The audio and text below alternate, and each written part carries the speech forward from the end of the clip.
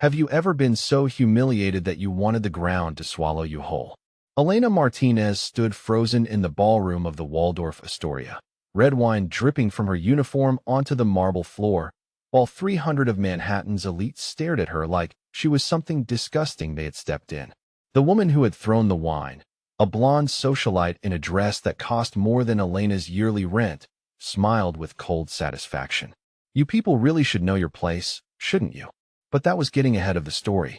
Let me tell you how a 24-year-old single mother from Queens ended up becoming the center of attention at the most exclusive charity gala in New York City, and how one moment of cruelty changed the entire course of her life.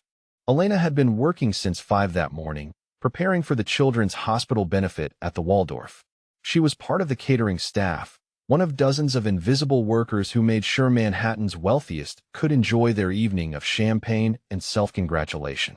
The pay was good, better than her usual shifts, and she desperately needed every dollar. Her daughter Sophia had been asking about dance lessons. All the other first graders in her class were taking ballet, and Sophia came home every day with stories about tutus and recitals. Elena had been saving for months, picking up extra shifts wherever she could find them. Tonight's event would put her just over the amount needed for a semester of classes. She smoothed her black uniform and checked her reflection in the service hallway mirror. Professional, invisible, forgettable. That was how she preferred it. In her experience, drawing attention usually led to trouble. I'm wondering, are you from a place where working multiple jobs just to get by is the norm? Because Elena understood that hustle better than anyone. Queens wasn't Manhattan, but it was home, and she was proud of the life she was building for herself and Sophia, even if it meant 18-hour days and falling asleep over textbooks as she worked toward her business degree. The ballroom was magnificent, all crystal chandeliers and gold accents, filled with women in gowns that cost more than Elena's car, and men in perfectly tailored tuxedos. She moved between the tables with practiced efficiency, clearing glasses and replacing silverware, staying invisible. That was when she noticed the woman at table 12. Victoria Ashford was everything Elena was not. Tall, blonde, draped in diamonds that caught the light with every gesture. She held court at a table full of equally polished socialites, her voice carrying across the ballroom with the kind of confidence that came from never having to worry about rent or groceries, or whether your daughter's shoes would last another month. Elena had seen women like Victoria before, usually from a distance.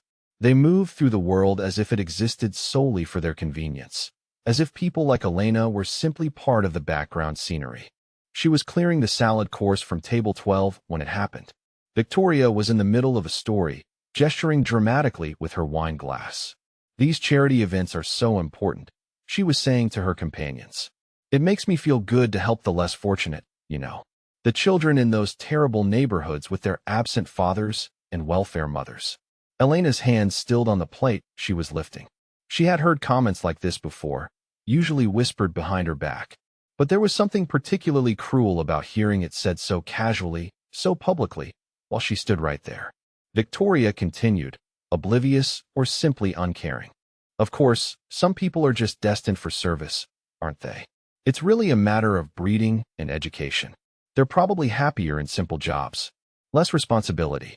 The other women at the table tittered with polite laughter. Elena forced herself to keep moving, to stay professional.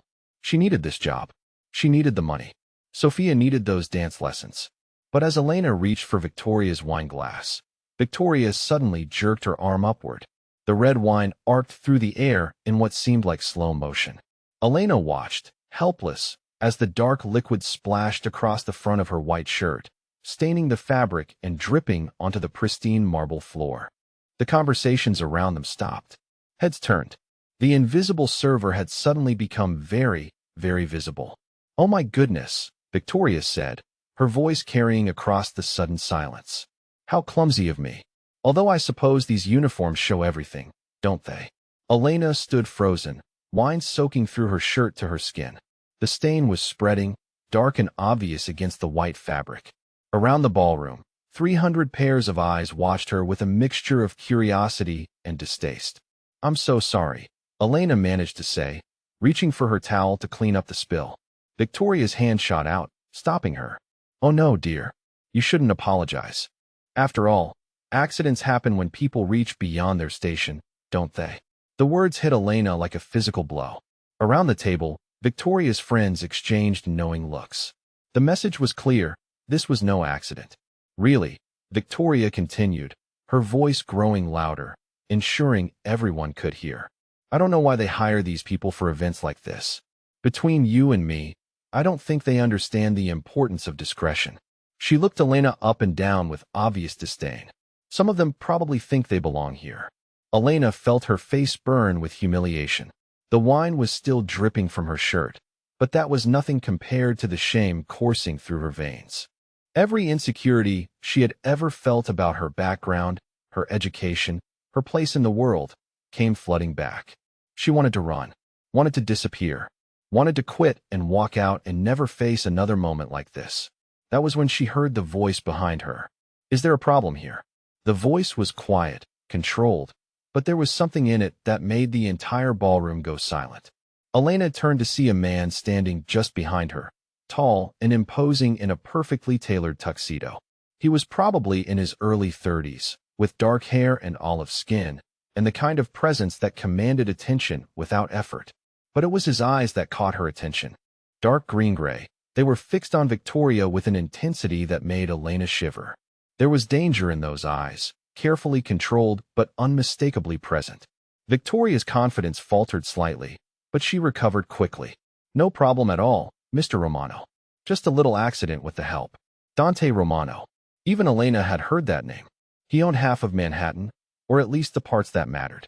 Hotels, restaurants, construction companies. The kind of man who could make or break careers with a phone call. He stepped closer to Elena, and she caught the scent of expensive cologne mixed with something darker, more dangerous. His presence was overwhelming, protective in a way that made her feel both safe and terrified. I see, Dante said, his voice still quiet. And this accident, did it involve throwing wine at a member of my staff? Victoria's face went pale. I'm sure I don't know what you mean. Dante's smile was cold and sharp as a blade. Because Miss Martinez here is working my private event tonight. Which means any disrespect shown to her is disrespect shown to me. Elena's breath caught. She hadn't realized he knew her name, hadn't known she was working his event specifically. But the way he said it, with quiet authority, made it clear that she was under his protection. Really, Mr. Romano, Victoria said, her voice higher now, more desperate. I think there's been some misunderstanding. These people, they're not like us. They don't understand. Dante took another step forward, and Victoria actually stepped back. They don't understand what, exactly. The ballroom was completely silent now. 300 people holding their breath, waiting to see what would happen next. They don't understand their place, Victoria whispered, but the words carried in the silence. Dante nodded slowly, as if considering this. You're absolutely right, Miss Ashford. Someone here definitely doesn't understand their place. He turned to face the room, his voice carrying easily across the space. Ladies and gentlemen, I want you all to meet Elena Martinez. She's working her way through college while raising her daughter as a single mother. She speaks 3 languages and maintains a 4.0 grade average while working multiple jobs. Elena felt her cheeks burn, but this time it was with something other than shame. Dante continued, his voice growing colder. Unlike some people in this room, she has earned every dollar she makes through hard work and dedication. She represents the best of what this city has to offer, and anyone who shows her disrespect shows disrespect to me personally. He turned back to Victoria, who was now visibly trembling. As for you, Miss Ashford, I think you'll find that your family's construction contracts with my companies will be terminated first thing Monday morning. Perhaps that will give you time to reflect on the importance of treating all people with dignity. Victoria's face crumpled. Mr. Romano, please, you can't. My father will. Your father should have taught you better manners, Dante said simply. Security will escort you out now. 2 large men in dark suits appeared, as if from nowhere, flanking Victoria. She looked around desperately, but none of her friends would meet her eyes. Within minutes, she was gone, her humiliation complete and public. The ballroom slowly came back to life, conversations resuming in hushed tones. But Elena stood frozen, hardly able to process what had just happened. Dante turned to her, his expression softening. Are you all right? Elena nodded, not trusting her voice. The kindness in his eyes was almost harder to bear than Victoria's cruelty had been.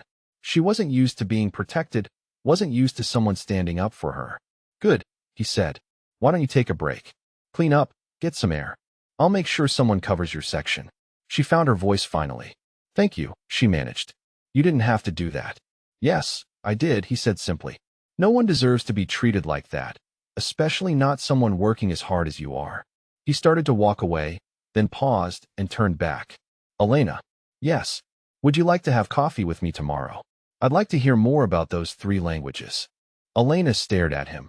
This powerful man who had just turned her humiliation into triumph, who was looking at her like she was someone worth knowing.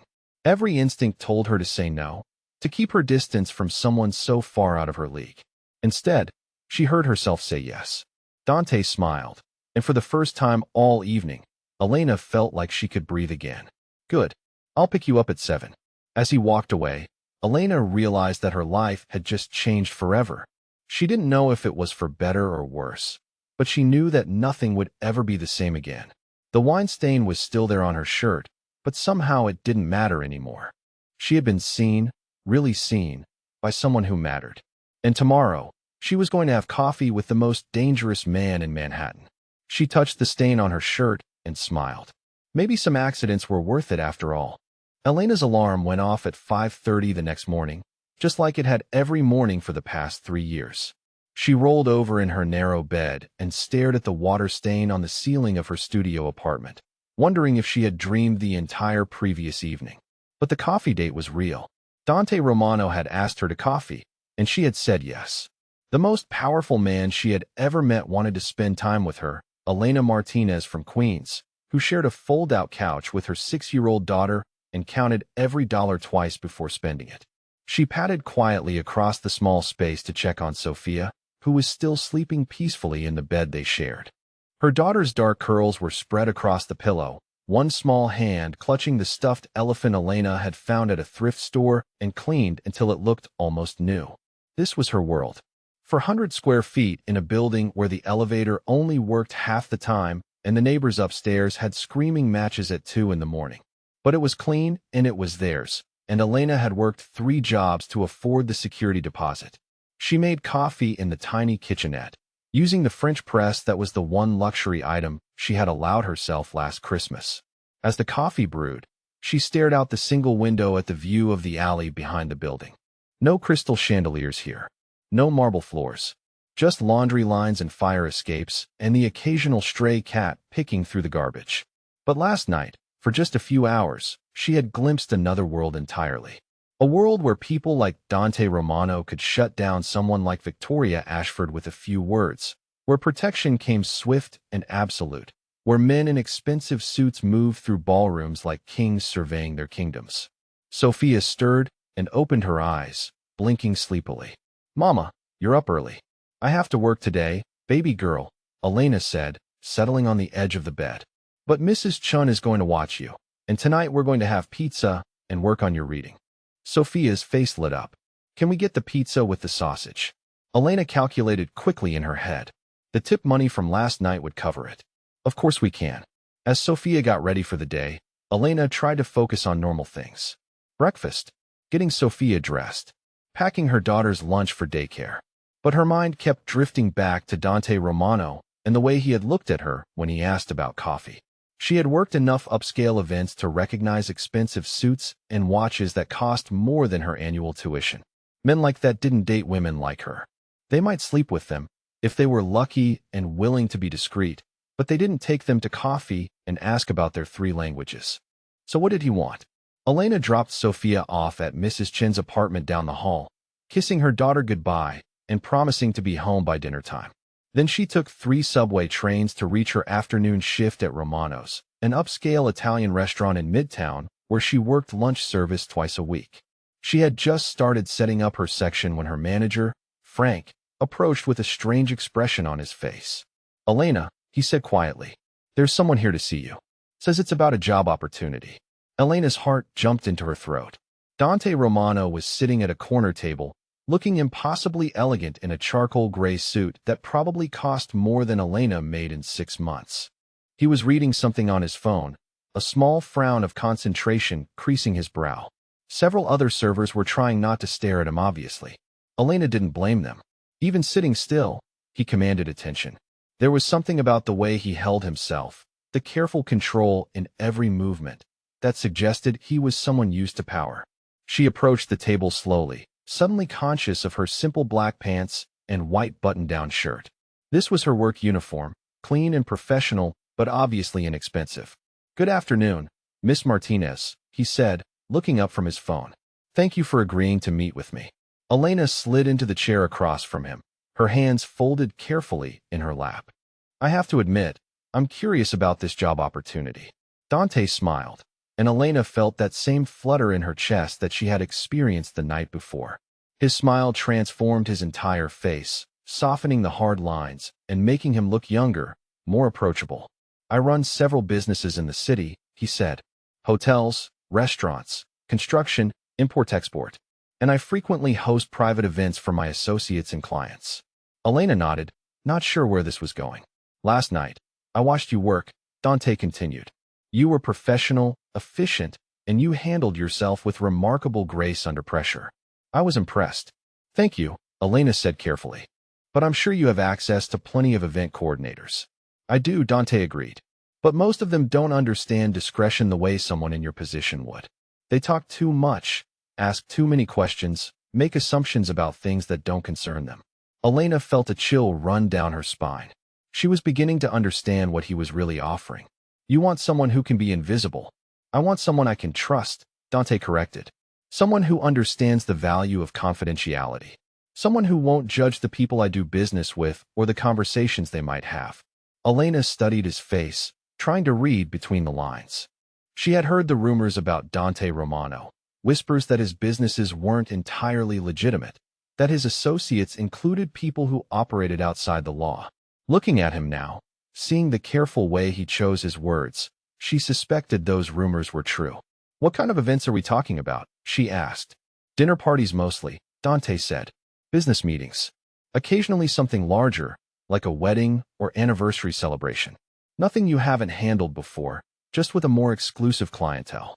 Elena's mind was racing. She needed money desperately. The restaurant job was only part-time. Her other positions barely covered rent and groceries, and she was still months away from being able to afford Sophia's dance lessons.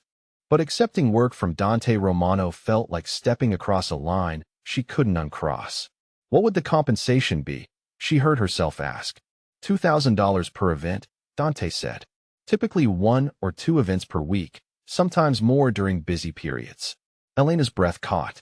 That was more money than she made in a month at all her jobs combined. With income like that, she could quit her other positions and focus on school. Sophia could have dance lessons and new clothes and maybe even her own bedroom. But nothing came without a price, especially not offers that seemed too good to be true. "Why me?" she asked. "You could hire someone with more experience, better connections." Dante leaned forward slightly, his eyes serious. "Because you understand what it means to work for something. Because you know how to be grateful without being obsequious. And because I watched you handle Victoria Ashford last night with more class than she's ever shown in her entire life." Elena felt heat rise in her cheeks at the compliment. "Also," Dante continued, his voice softening, "because you're raising a daughter on your own, and I respect that. It takes strength to build a life from nothing." "How do you know about Sophia?" Elena asked. "I make it my business to know about people I'm considering working with," Dante said simply. 6 years old, loves to read, dreams of taking dance lessons. Smart as hell, just like her mother. Elena should have been alarmed that he had investigated her background. Instead, she found herself oddly touched that he had bothered to learn about Sophia. Most people in her life barely acknowledged her daughter's existence. "You said these events require discretion," Elena said slowly. "What exactly does that mean?" "It means you might overhear conversations about business deals that haven't been made public yet," Dante explained. "You might meet people whose names occasionally appear in newspapers. You might witness discussions about subjects that would be of interest to law enforcement." Elena's stomach twisted. "So you're asking me to potentially witness illegal activity and keep my mouth shut about it?" Dante was quiet for a long moment, studying her face. "I'm asking you to do a job, Elena. To coordinate events, manage catering, ensure my guests are comfortable." What they choose to discuss while you're serving dinner is their business, not yours. It was a distinction without a difference, and they both knew it. But Elena found herself considering it anyway. $2,000 per event. Financial security for her and Sophia. A chance to finish school and build something better. I need to think about it, she said. Of course, Dante said. But Elena, I want you to understand something. I would never put you or Sophia in danger. My protection extends to anyone in my employ and their families. The way he said it, quiet and absolute, made Elena believe him. There was something about Dante Romano that suggested he took his responsibilities seriously, that loyalty was repaid with loyalty. How long do I have to decide? She asked. Take the weekend, he said. But I'm hoping you'll say yes. I think we could work well together. Elena stood to leave, then hesitated. Can I ask you something? Of course. Last night, when you defended me against Victoria Ashford, why did you do that? Dante was quiet for a moment, his expression thoughtful. My mother was a maid, he said finally. She cleaned office buildings at night to support my sister and me after my father died. I watched her come home exhausted every morning, watched people treat her like she was invisible, like her work didn't matter. Elena felt something shift in her chest, an unexpected warmth spreading through her ribs. No one should be humiliated for honest work, Dante continued. And no one should have to endure cruelty from people who wouldn't last 5 minutes in the real world. Elena nodded, unable to speak around the sudden tightness in her throat. Think about my offer, Dante said, standing and dropping several bills on the table to cover coffee he hadn't ordered. But remember that sometimes the biggest risk is not taking one at all. He walked away without looking back, leaving Elena sitting alone with her racing thoughts and the scent of his cologne still lingering in the air. That evening, as Elena helped Sophia with her reading homework at their tiny kitchen table, she found herself thinking about Dante's words.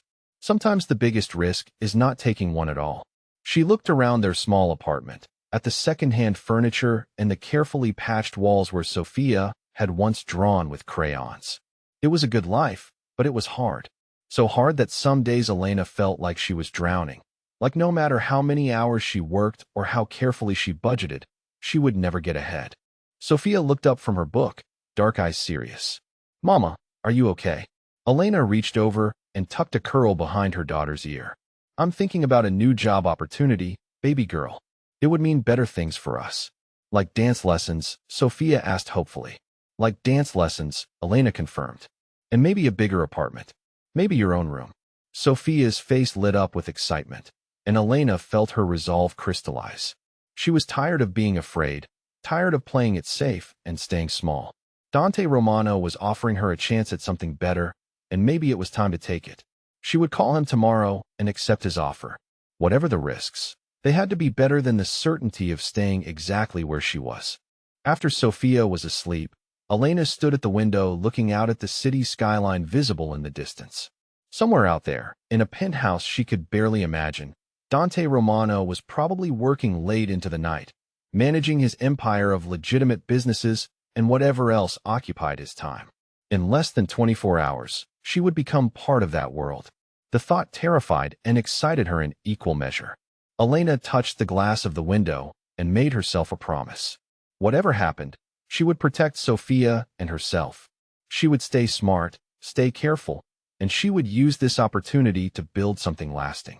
But as she prepared for bed, she couldn't stop thinking about the way Dante had looked at her when he talked about his mother, the unexpected vulnerability in his eyes when he had shared something personal. Maybe this job offer wasn't just about work after all. Maybe it was about something much more dangerous and infinitely more complicated. Elena fell asleep that night with Dante Romano's face in her dreams and the possibility of change humming through her veins like electricity. Elena's first event for Dante was nothing like she had expected. She had imagined something elegant but conventional, perhaps a business dinner with clients in expensive suits discussing contracts over wine. Instead, she found herself in a private dining room at Romano's restaurant on a Tuesday night, serving dinner to 6 men who looked like they could break someone in half without breaking a sweat. The conversation was conducted in careful euphemisms, but Elena wasn't naive. When they discussed shipping schedules and territorial agreements, when they mentioned someone needing to be taught a lesson about respect, She understood that she was witnessing the kind of meeting that happened far from public scrutiny. Dante sat at the head of the table, commanding the room without effort. Elena watched him as she served the second course, noting the way the other men deferred to him, the way his quiet words carried more weight than their louder declarations. This was his world, she realized. This was the source of his power and his danger. She was refilling water glasses when one of the men, a heavy-set guy with gold chains and predatory eyes, grabbed her wrist as she reached across the table. "What's your name, sweetheart?" he said, his grip tight enough to bruise. "You're much prettier than Romano's usual staff." Elena froze, trapped between the man's grip and the table. She could feel every pair of eyes in the room turn toward them, could sense the sudden tension crackling through the air like electricity before a storm. "Vincent," Dante's voice cut through the silence like a blade. "Let her go." The man called Vincent looked up with a slow smile. "Come on, Dante. Just being friendly." Elena felt Dante's presence before she saw him. He had moved from his chair with deadly quiet, and suddenly he was standing directly behind Vincent, one hand resting lightly on the man's shoulder. The hand on Elena's wrist disappeared immediately. "Miss Martinez is under my protection," Dante said, his voice conversational, but carrying an unmistakable edge of menace. "I trust that won't be an issue." Vincent's face had gone pale. "Of course not, boss. No disrespect intended." Dante's hand remained on Vincent's shoulder for another heartbeat, long enough to make his point absolutely clear. Then he stepped back and returned to his seat, as if nothing had happened. Elena finished serving the water with hands that only trembled slightly, hyper-aware of Dante's eyes tracking her movements around the room. She had seen men assert dominance before, had witnessed the casual cruelty that some people wielded like weapons. But there had been something different about the way Dante handled Vincent. Controlled, protective, absolute. The rest of the evening passed without incident. Elena served dinner and cleared plates while the men discussed business in their coded language, and she tried not to think about what some of their agreements might mean for people who crossed them. After the guests left, Elena was cleaning up the dining room when Dante appeared beside her, moving with that same unsettling quiet. "Are you all right?" he asked. Elena looked up from the table she was wiping down. "I'm fine. Thank you for intervening." "Vincent is an idiot, but he's not usually that presumptuous," Dante said, his jaw tight with residual anger. "It won't happen again." "How can you be sure?" "Because I'll make certain of it," Dante said simply, and Elena believed him. Something about the quiet certainty in his voice made it clear that Vincent would think twice before touching anyone under Dante's protection ever again. They worked together in comfortable silence for a few minutes, Elena cleaning while Dante checked his phone and made quiet calls to people whose names she didn't recognize. There was something domestic about it, she realized. Something unexpectedly normal about sharing the cleanup after a dinner party, even one where the guests discussed territory disputes and enforcement strategies. "Elena," Dante said as she was gathering the last of the silverware, "do you have plans this weekend?" Elena paused, a handful of forks halfway to the service tray. "Why? I thought you might like to bring Sophia to the zoo," he said. "I have some business there on Saturday, nothing dramatic, just a conversation with someone. But there's a children's area with a carousel, and I thought she might enjoy it." Elena stared at him. "You want to meet my daughter?" "If you're comfortable with it," Dante said. "I understand if you're not ready for that." Elena's mind raced.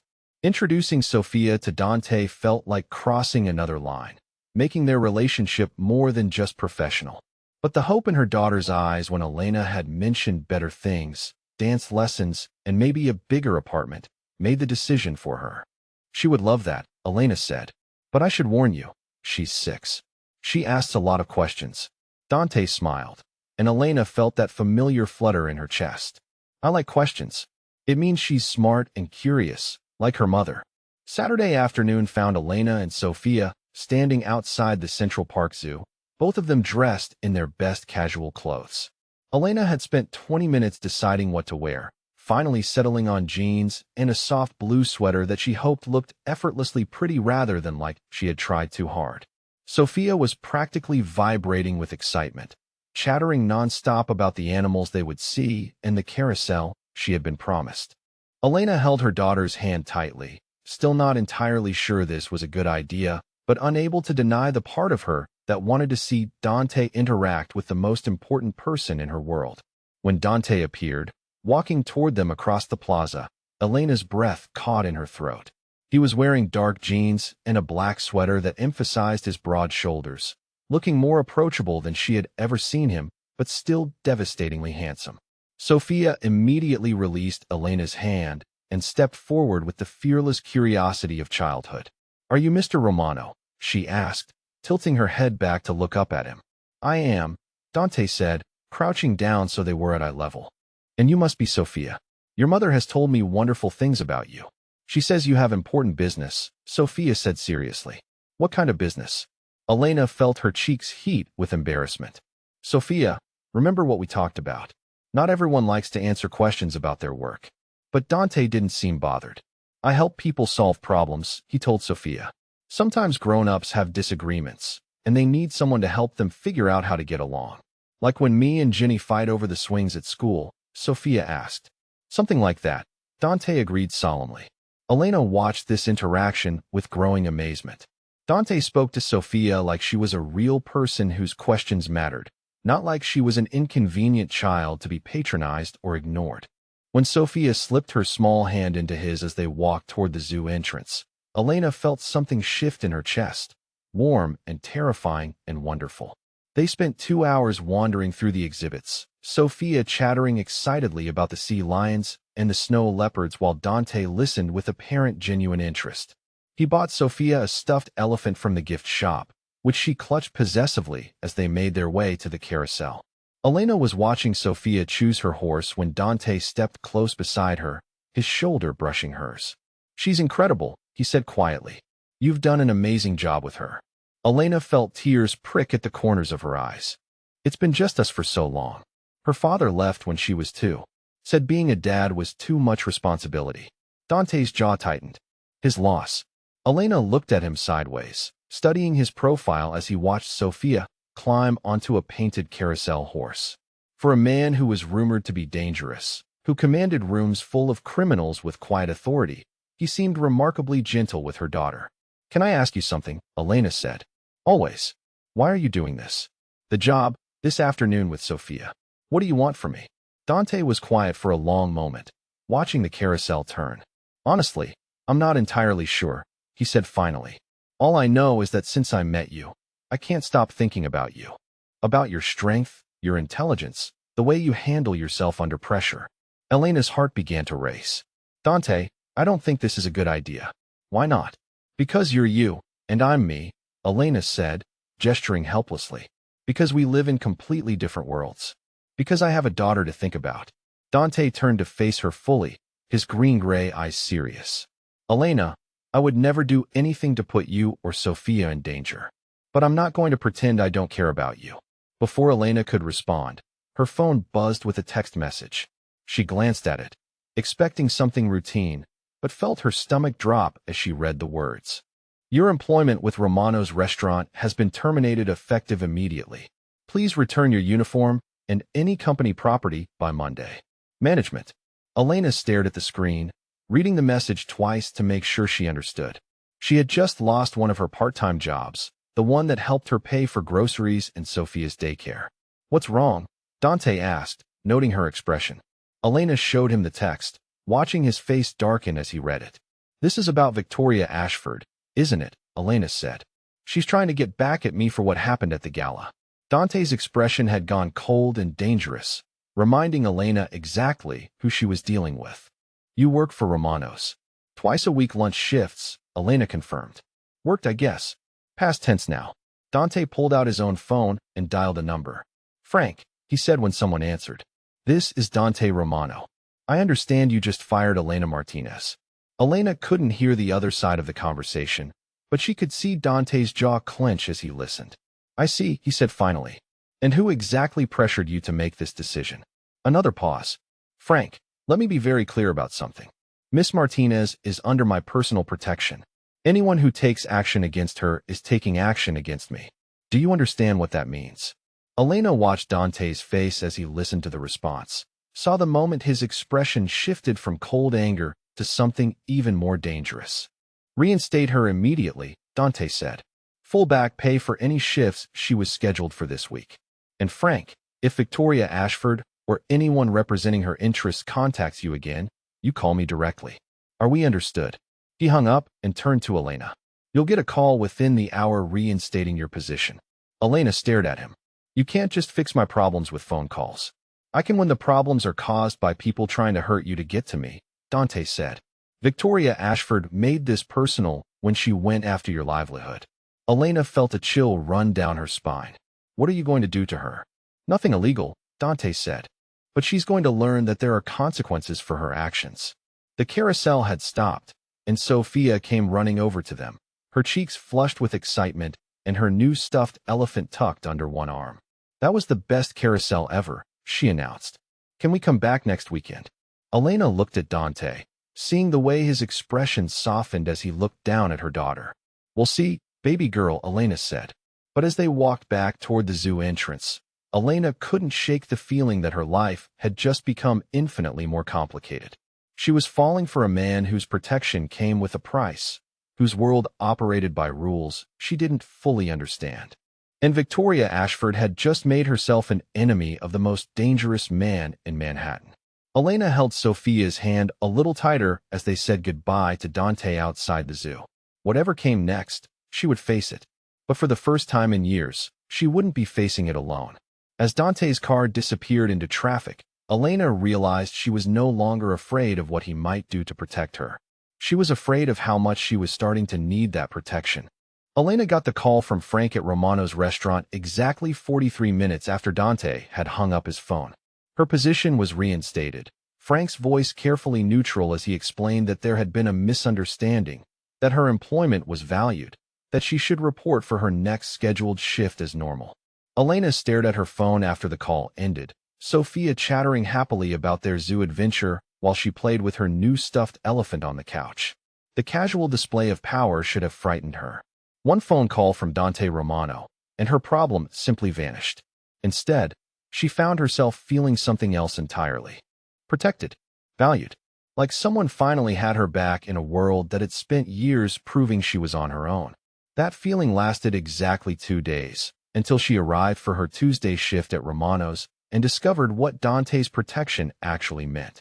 Victoria Ashford was sitting at table 6, her face pale and drawn, dark circles under her eyes that no amount of expensive concealer could hide. She looked like she hadn't slept in days, like someone had systematically dismantled her world piece by piece. Elena tried to avoid her section, but Frank assigned her to table 6 specifically. Probably Dante's orders, she realized.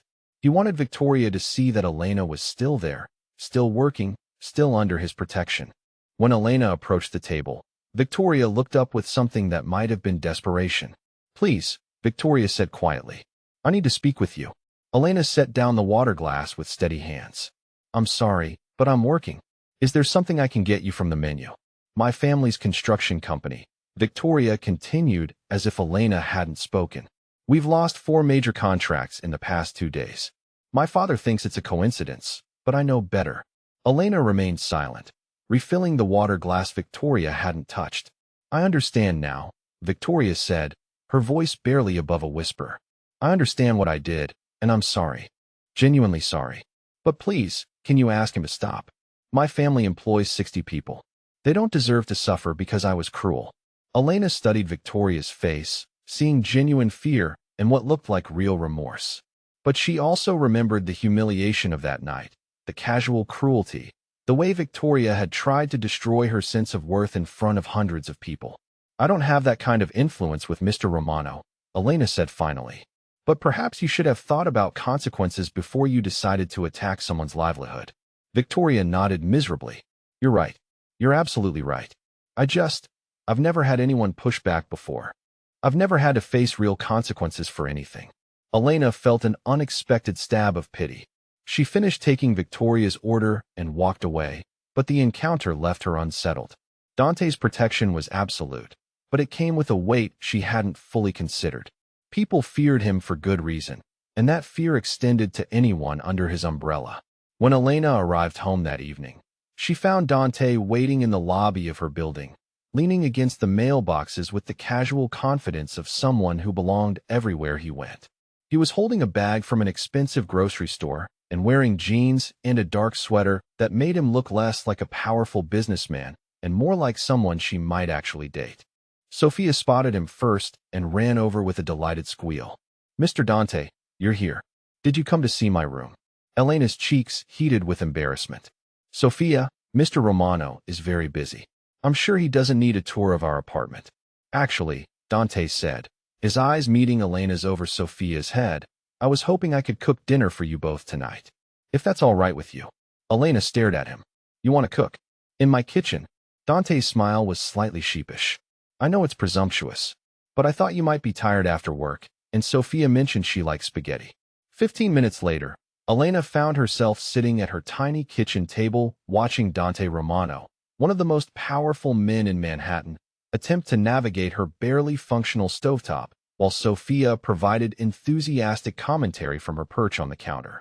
"The sauce smells really good," Sophia announced. "My mama usually makes it from a jar, but yours has more stuff in it." Elena felt her cheeks burn. "Sophia, not everyone needs to know about her shortcuts." Dante looked over his shoulder at Elena, his eyes warm with amusement. "Nothing wrong with shortcuts when you're working multiple jobs and going to school. I used jar sauce plenty of times growing up." Elena watched him move around her kitchen with easy confidence, noting the way he automatically adjusted for the broken burner and the quirky oven timer. There was something surreal about seeing him in her space. This man who commanded respect and fear from dangerous people, carefully stirring pasta sauce while her daughter chattered about her day at school. When dinner was ready, they squeezed around Elena's small table, Sophia keeping up a steady stream of conversation while they ate. Dante listened to every word, asking questions about her teachers and friends, commenting seriously on her observations about playground politics. Elena found herself relaxing despite the strangeness of the situation.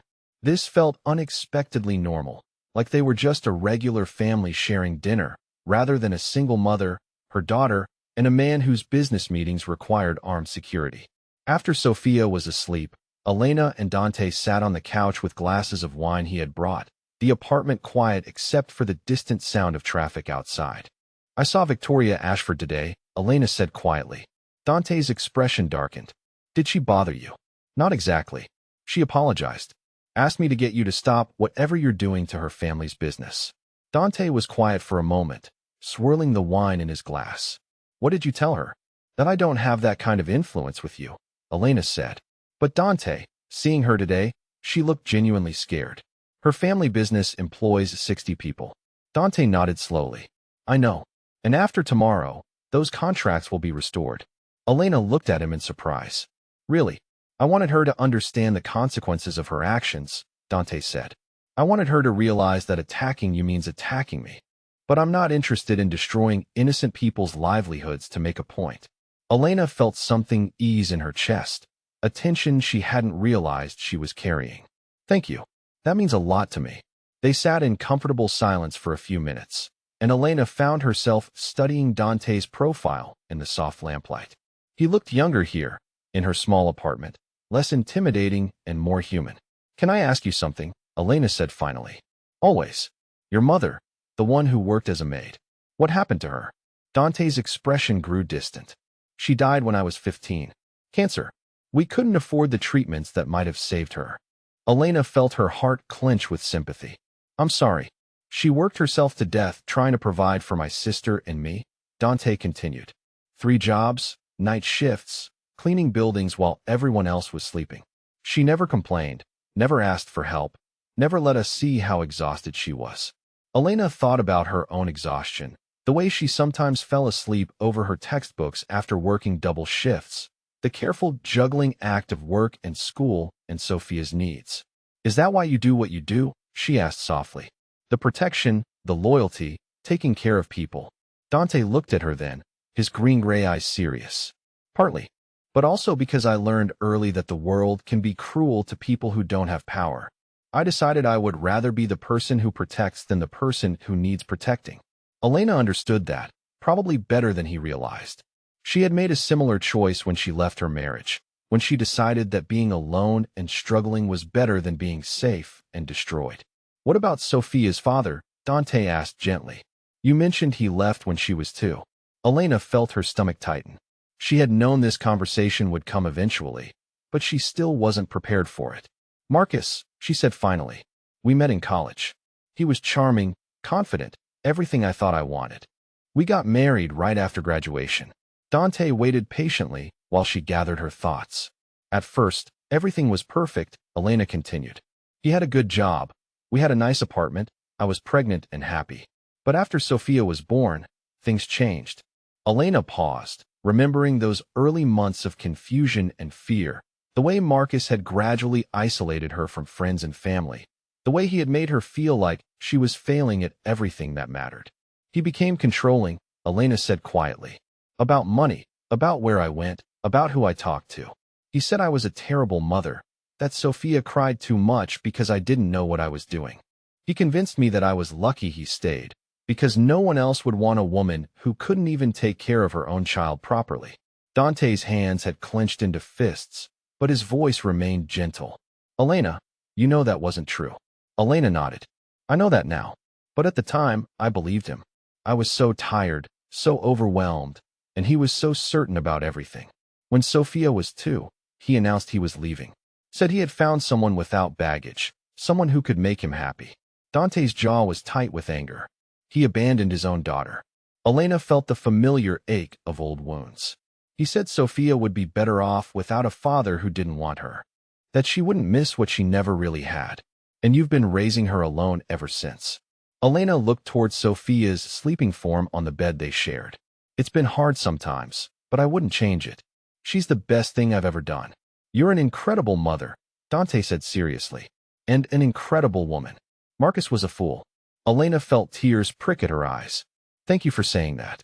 I mean it, Dante said, reaching over to cover her hand with his. Elena, what Marcus did to you, the way he made you feel about yourself, that wasn't love. That was cruelty. Elena looked down at their joined hands, Dante's strong and warm around hers. I know that intellectually, but sometimes, when someone makes you feel worthless for long enough, it's hard to unlearn those lessons. Dante was quiet for a moment, his thumb stroking gently across her knuckles. Is that why you're afraid of this? He asked. Of what's happening between us? Elena met his eyes, seeing understanding and patience there. Partly, but also because you're powerful, and I've learned to be careful around powerful men. And because I have Sophia to think about. If something happened to you, if your world became dangerous for us. Dante lifted their joined hands and pressed a soft kiss to her knuckles. Elena, I will never hurt you the way he did. And I will never let anyone else hurt you or Sophia either. Elena believed him, could see the truth of it in his eyes. But she also knew that good intentions didn't always protect people from the consequences of dangerous choices. I'm scared, she admitted quietly. Not of you, but of how much I'm starting to care about you. Dante shifted closer on the couch, his free hand coming up to cup her cheek. Elena, look at me. She met his eyes, seeing warmth and something deeper, something that made her breath catch in her throat. I care about you too, he said softly. More than I've ever cared about anyone. I know my world is complicated, but I promise you, I will never let it touch you or Sophia. Elena leaned into his touch, feeling the last of her resistance crumble. She had spent so many years being strong, being independent, taking care of everything herself. The temptation to let someone else share that burden was overwhelming. Dante, she whispered, and then he was kissing her. It was gentle at first, tentative, giving her every opportunity to pull away. But Elena found herself leaning into him instead, her hands fisting in his sweater as she kissed him back with all the longing she had been trying to suppress. When they finally broke apart, both breathing hard, Dante rested his forehead against hers. Stay, Elena whispered, and then immediately felt her cheeks burn. I mean, not like that, not with Sophia here, but maybe we could watch a movie or something. Dante smiled, pressing another soft kiss to her lips. I would love to watch a movie with you. They settled back on the couch together, Elena curled against Dante's side, while some romantic comedy played quietly on her ancient television. But Elena wasn't paying attention to the screen. She was thinking about the choice she was making, the risk she was taking, the way her life had changed completely in the span of a week. She was falling in love with Dante Romano, and despite all her fears and reservations, she was ready to see where that love might take them. As she drifted off to sleep against his shoulder, Elena made a conscious decision to trust him, to trust this, to believe that sometimes the biggest risk really was not taking one at all. Whatever came next, they would face it together. Elena never intended to move in with Dante. The plan was to keep things slow, to maintain her independence while they figured out what they were to each other. But plans had a way of changing when someone left threatening messages on your voicemail at 3 in the morning. She woke to her phone buzzing insistently on the nightstand, Sophia stirring beside her in their shared bed. The number was blocked, but the voice that came through the speaker made Elena's blood run cold. You think you're protected, but Romano can't watch you every minute. Sooner or later, you'll be alone. And when you are, you'll learn what happens to people who don't know their place. Elena sat in her dark apartment, staring at her phone, her hands trembling as she replayed the message. The voice was distorted, electronically altered, but the menace was unmistakable. Someone wanted to hurt her, and they wanted her to know they were coming. She called Dante without thinking, her fingers dialing his number before her rational mind could intervene. He answered on the first ring, his voice alert despite the early hour. Elena, what's wrong? Elena played him the voicemail, listening to the deadly silence that followed. When Dante spoke again, his voice was ice. Pack a bag for you and Sophia. I'm sending a car. You're staying with me until this is resolved. Dante, I can't just move in with you, Elena protested weakly. We barely know each other. Elena, someone just threatened your life, Dante said, his voice gentle but implacable. You and Sophia are not safe in that apartment. Please, let me protect you. 20 minutes later, Elena found herself in the back of a black sedan with Sophia sleeping against her shoulder, watching her neighborhood disappear through tinted windows. She was carrying a hastily packed suitcase containing 3 days' worth of clothes and Sophia's stuffed elephant, having made a decision that felt both inevitable and terrifying. Dante's penthouse was nothing like Elena had imagined. She had expected something cold and modern, all glass and steel, and masculine intimidation. Instead, she found herself in a warm space filled with comfortable furniture and family photographs, floor-to-ceiling windows offering a breathtaking view of Central Park. Sophia woke up as they stepped off the private elevator, her eyes going wide as she took in the space. Mr. Dante, your house is huge, she whispered in awe. Dante knelt down to Sophia's level, his expression gentle. It's pretty big for just one person. I'm glad you're here to help me fill it up. Elena watched this interaction with a mixture of gratitude and panic. Sophia was already bonding with Dante, already starting to see him as a fixture in their lives. If things went wrong, if this relationship ended badly, her daughter would be heartbroken. But over the next few days, Elena found it impossible to maintain her emotional distance. Living with Dante revealed sides of him she had never seen, domestic moments that made her heart ache with unexpected tenderness. He made Sophia pancakes in the mornings before Elena left for work, listening seriously to her chatter about school while Elena gathered her things. He helped with homework at the kitchen island in the evenings, his patience unlimited as Sophia struggled with reading assignments. He tucked her into the guest bedroom each night, reading stories in a voice that gentled naturally for a child's ears. Elena watched him become a father figure to her daughter with an ease that took her breath away. Sophia bloomed under his attention, her confidence growing as she realized she had someone else in her corner, someone else who thought she was smart and funny and worth listening to. 3 nights into their stay, Elena was cleaning up after dinner when Dante appeared beside her at the sink, taking the dish towel from her hands. You don't have to do that, Elena said. This is your home. I should be helping. This is your home too, Dante said quietly. For as long as you want it to be. Elena felt something shift in her chest, warm and terrifying. Dante, we need to talk about what this is. What we're doing. Dante set down the dish he was drying and turned to face her fully. What do you want it to be? Elena looked toward the living room where Sophia was curled up on the couch with a book, completely at home in this beautiful space. I want it to be real, but I'm scared of what that means. Dante reached for her hands, pulling her gently toward him. Elena, I'm in love with you. I've been in love with you since that night at the gala when you held your head high despite everything. I love your strength, your intelligence, the way you've built a life for yourself and Sophia against impossible odds. Elena's breath caught. Dante, I love you too. But your world, The danger? Sophia can't be exposed to that. She won't be, Dante said firmly.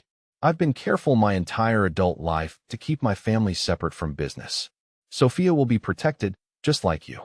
Elena wanted to believe him, wanted to trust that love could overcome the practical realities of their situation. And when Dante leaned down to kiss her, slow and deep and full of promise, she found herself choosing hope over fear. Sophia was asleep an hour later when Dante appeared in the doorway of the master bedroom where Elena was getting ready for bed. She was wearing a simple nightgown, nothing seductive, but the way Dante looked at her made her feel beautiful. Elena, he said quietly, are you sure about this? Elena understood what he was asking. They had been building toward this moment since their first kiss, but Dante was giving her every opportunity to change her mind, to set boundaries, to take things at her own pace. Instead of answering with words, Elena crossed the room to him, going up on her toes to kiss him with all the love and longing she had been holding back. Dante responded immediately, his arms coming around her waist, pulling her closer as the kiss deepened. When they broke apart, both breathing hard, Dante rested his forehead against hers. I love you, Elena. I want to make love to you, but only if you're ready.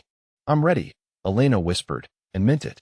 Dante carried her to the bed with a gentleness that brought tears to her eyes, laying her down like she was something precious. He took his time undressing her, pressing soft kisses to each inch of skin he revealed, murmuring words of love and admiration until Elena felt like she might dissolve from the tenderness of it. When he finally joined her, moving over her with careful reverence, Elena felt something inside her heal that she hadn't realized was broken. This was nothing like her marriage, nothing like the mechanical obligation Marcus had made her feel intimacy was. This was connection, trust, two people choosing to be completely vulnerable with each other. Afterward, they lay tangled together in the darkness, Elena's head on Dante's chest as his fingers traced lazy patterns on her bare shoulder. Thank you, Elena whispered. For what? Dante murmured against her hair. For making me feel worthy of being loved. Dante's arms tightened around her. Elena, you are worth everything. Don't ever doubt that. The next evening, Dante took Elena and Sophia to dinner with his family. Elena had been nervous about meeting them, unsure how they would react to Dante's relationship with a woman from such a different background. But Dante's mother, Isabella, welcomed Elena with warm hugs and immediate acceptance, fussing over Sophia like she was a beloved granddaughter. Dante's sister Lucia was equally kind, engaging Elena in animated conversation about her studies and her goals for the future. Over dinner, Elena watched the easy affection between Dante and his family, noting the way they teased each other and shared stories from childhood. This was the man Victoria Ashford had tried to destroy, she realized. Not a monster, but someone who loved deeply and was deeply loved in return. You make him happy, Isabella told Elena quietly as they were leaving the restaurant. I haven't seen Dante smile this much in years. Elena felt tears prick at her eyes. He makes me happy too. Good, Isabella said with satisfaction. Family is everything, Cara. You and Sophia, your family now. But Elena's happiness was shattered the next morning when Dante returned from an early business meeting with a grim expression and an urgent phone call that sent him pacing across his office. What's wrong? Elena asked when he hung up. Victoria Ashford has been busy, Dante said, his jaw tight with anger. She's used her family's political connections to launch an investigation into my businesses. Federal agents, tax auditors, regulatory inspections. The full treatment. Elena felt her stomach drop. Because of me. Because you protected me. Dante crossed to her, taking her face in his hands. This is not your fault, Elena. Victoria made this choice when she decided revenge was more important than moving on. But Elena could see the stress in Dante's eyes, could feel the tension radiating from his body. His empire was under attack because he had chosen to protect her, and she couldn't live with that weight. Maybe I should go, Elena said quietly. Take Sophia and disappear for a while. If I'm not in your life, maybe she'll call off the investigation. Dante's expression went hard. Elena, no? You're not running because someone is trying to intimidate us. But your business, your family, everything you've built, Elena protested. I can't be the reason you lose it all. You won't be, Dante said firmly. But Elena, I need you to trust me. Can you do that? Elena looked into his eyes, seeing determination and love and absolute certainty. Despite her fears, despite the logical voice in her head telling her to protect him by leaving, she found herself nodding. "I trust you," she said. "Good," Dante said, pressing a soft kiss to her forehead. "Because we're going to get through this together." But even as Elena went through the motions of her normal routine that day, taking Sophia to school and attending her own classes, she couldn't shake the feeling that Victoria Ashford was far from finished with them. The investigation was just the beginning, and Elena had no idea how much worse things were about to get. That feeling proved prophetic when she returned to the penthouse that afternoon to find Dante standing in his office, his face pale as he watched news coverage on his television. Federal agents had raided 3 of his businesses simultaneously, confiscating computers and files, arresting 2 of his associates on charges that were still being determined. The investigation Victoria had triggered was moving faster and more aggressively than anyone had expected. Elena stood in the doorway watching the man she loved deal with the systematic destruction of everything he had built, and she knew with crushing certainty that this was all her fault. If she had never met him, if she had never accepted his protection, none of this would be happening. She also knew, with equal certainty, that she would do anything to protect him, even if it meant sacrificing her own happiness. The war Victoria Ashford had started was far from over, and Elena was ready to fight back. Elena thought the federal investigation was the worst thing Victoria Ashford could do to them. She was wrong. The call came on a Thursday morning while Elena was helping Sophia get ready for school. Child Protective Services wanted to schedule an interview regarding concerns about Sophia's living situation. Someone had filed a complaint alleging that Elena was exposing her daughter to dangerous individuals and environments unsuitable for a child. Elena's hands shook as she hung up the phone, her blood turning to ice in her veins. Victoria wasn't just going after Dante's business anymore. She was going after Sophia. When Dante returned from his morning meetings to find Elena pacing the penthouse like a caged animal, he immediately pulled her into his arms. "They want to take her away from me," Elena whispered against his chest. "They want to take Sophia away because I'm with you." "Over my dead body," Dante said quietly, but Elena could hear the steel beneath the words. "But what if they can prove their case?" Elena said, pulling back to look at him with wild eyes. "What if they decide that living here, being with you, is really dangerous for her? What if I lose her because I was selfish enough to fall in love with you?" "Elena, breathe," Dante said, taking her face in his hands. "That's not going to happen. I promise you, that's not going to happen." "How can you be so sure?" "Because I'm going to end this," Dante said simply. "Victoria Ashford has made this personal, and she's about to learn why that was a mistake." Elena saw something in Dante's eyes that made her shiver, a cold determination that reminded her exactly how powerful and dangerous he could be when someone threatened his family. But instead of feeling frightened, Elena felt something else entirely. Anger. Pure, blazing anger at the woman who was trying to destroy everything she loved. "No," Elena said firmly. "We're going to end this. Together." Dante looked at her with surprise and something that might have been pride. "Elena, you don't have to fight this battle." "Yes, I do," Elena said, feeling something click into place inside her chest. "I've spent my entire life letting other people make me feel small, letting them convince me I don't belong, that I don't deserve good things. Marcus did it for years, and I let him. I almost let Victoria do it that night at the gala. But I'm done being afraid. I'm done running. Sophia deserves a mother who fights for what's right." Dante's smile was fierce with approval. "What did you have in mind?" Elena lifted her chin with newfound determination. "I think it's time Victoria and I had a conversation. A public one." The charity luncheon for the Metropolitan Museum was exactly the kind of event where Manhattan's elite gathered to see and be seen. Elena knew Victoria would be there, holding court among her usual circle of wealthy socialites, probably gloating about her successful campaign against the woman who had dared to challenge her. Elena arrived at the Plaza Hotel wearing a dress Dante had insisted on buying for her, something elegant and expensive that made her feel like she belonged in these rarefied circles. But more than the dress, it was the confidence in her own worth that transformed her. She walked into that ballroom like she owned it, because she finally understood that she belonged anywhere she chose to be. Victoria was sitting at a prominent table near the front of the room, surrounded by her usual entourage of equally entitled women. She looked up as Elena approached, her face going pale with shock and what might have been fear. "Victoria," Elena said pleasantly, her voice carrying clearly in the sudden quiet that had fallen around them. "I was hoping we could have a word." "I don't think that's appropriate," Victoria said, her voice higher than usual. "Oh, I think it's very appropriate," Elena replied, staying exactly where she was. "After all, you've been working so hard to get my attention. Filing complaints with child services, using your family connections to launch federal investigations. I thought I should thank you personally." The conversations around them had stopped entirely. 36 of Manhattan's most influential women were watching this confrontation with rapt attention, sensing drama unfolding. "I don't know what you're talking about," Victoria said weakly. Elena smiled, and there was nothing kind about it. "Of course you do. You've been systematically trying to destroy my family because I had the audacity to exist in the same space as you.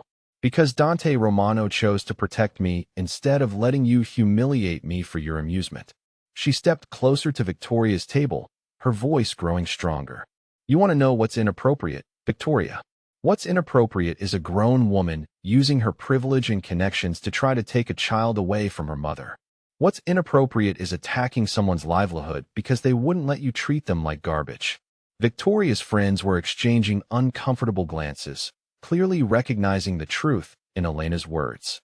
"You have no idea who you're dealing with," Victoria said desperately. "You're absolutely right," Elena agreed. "I didn't know who I was dealing with.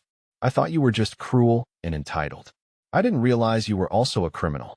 Elena pulled out her phone and played a recording that made Victoria's face go white with terror. It was Victoria's own voice, clearly identifiable, instructing someone to file false reports with child services and discussing bribes paid to federal officials to expedite the investigation into Dante's businesses. The recording played in the complete silence of the ballroom, Victoria's words hanging in the air like an indictment. Elena had spent 3 days working with Dante's security team to get this evidence, using contacts and resources she had never imagined having access to. "You see, Victoria," Elena continued when the recording ended, "you made one crucial mistake. You assumed that because I clean tables and serve food, I must be stupid. But I'm not stupid. I'm just poor. And there's a difference." Victoria was staring at Elena with obvious terror now, understanding that her entire world was about to come crashing down. This recording has been shared with the FBI, the District Attorney's Office, and several journalists who are very interested in stories about corruption among Manhattan's elite, Elena said pleasantly. "I imagine you'll be hearing from them soon." Elena turned to address the room at large, her voice carrying clearly to every corner. "Ladies, I want you all to understand something. I am Elena Martinez. I'm a single mother from Queens who works multiple jobs to put herself through school. I clean your tables and serve your food, and there is absolutely nothing shameful about that work." She looked around the room, meeting the eyes of women who had probably never thought twice about the people who served them. "I am also the woman that Dante Romano loves. Not because he feels sorry for me, not because I'm some kind of charity case, but because he recognizes my worth. And if any of you have a problem with that, I suggest you take it up with him personally." Elena walked out of that ballroom with her head held high, leaving Victoria Ashford to face the consequences of her own cruelty alone. Dante was waiting for her in the lobby, his expression fierce with pride and love. Elena walked straight into his arms, feeling like she could conquer the world. "That was incredible," he murmured against her hair. "You were incredible." "I had a good teacher," Elena replied. "You taught me that I deserve to be treated with respect." By the next morning, Victoria Ashford had been arrested on federal corruption charges. The investigation into Dante's businesses was suspended pending review of the evidence showing it had been initiated through fraudulent means. The child services complaint was dismissed as obviously retaliatory. Elena woke up in Dante's bed to find him propped up on one elbow, watching her with an expression she had never seen before. "Marry me," he said simply. Elena blinked at him sleepily. "What? Marry me, Elena," Dante repeated, reaching into the nightstand drawer to pull out a small velvet box. "I love you. I love Sophia. I want us to be a real family, legally and officially and forever." Elena sat up, suddenly wide awake. "Dante, are you sure? After everything that just happened, All the complications my presence in your life has caused. Elena, Dante said seriously, opening the box to reveal a simple, elegant diamond ring. You just took on the Manhattan elite and won. You protected our family with more courage and intelligence than I've seen from people twice your age. If you can handle Victoria Ashford, you can handle anything my world throws at us. Elena stared at the ring, then at Dante's face, seeing nothing but love and certainty there. Yes, she whispered. Yes, of course yes. Dante slipped the ring onto her finger with hands that trembled slightly, and Elena realized that this powerful, confident man had been nervous about her answer. Their wedding 6 months later was nothing like the elaborate society affairs that usually graced the pages of Manhattan magazines. It was small and intimate, held in the garden of Dante's family home, with only their closest family and friends in attendance.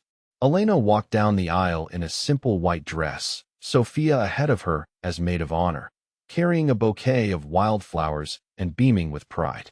When Dante took her hands at the altar, Elena felt like she was exactly where she belonged. The reception was filled with laughter and dancing, Elena's friends from work mingling easily with Dante's family and business associates.